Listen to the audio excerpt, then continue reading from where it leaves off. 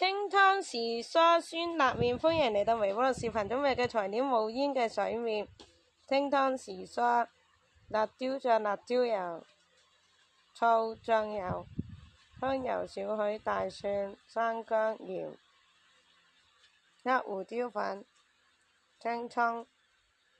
將所選嘅時蔬清洗，切成適合嘅大小，可以根據自己喜好嘅蔬菜配搭。喺鍋入邊加水，煮沸後放入無煙嘅水麵，根據包裝指示煮熟。煮好後撇開，並用冷水沖洗一下，以防黏連。一乾備用。喺一個鍋入邊倒入清湯，加入切碎嘅大蒜同埋生薑，煮沸。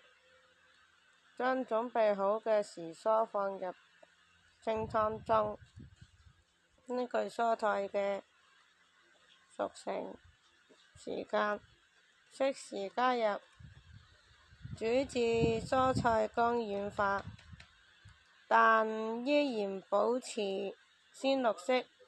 喺湯入邊加入辣椒醬或者辣椒油、醋、醬油，依據個人喜好調整味道。最後加少許鹽同埋黑胡椒粉。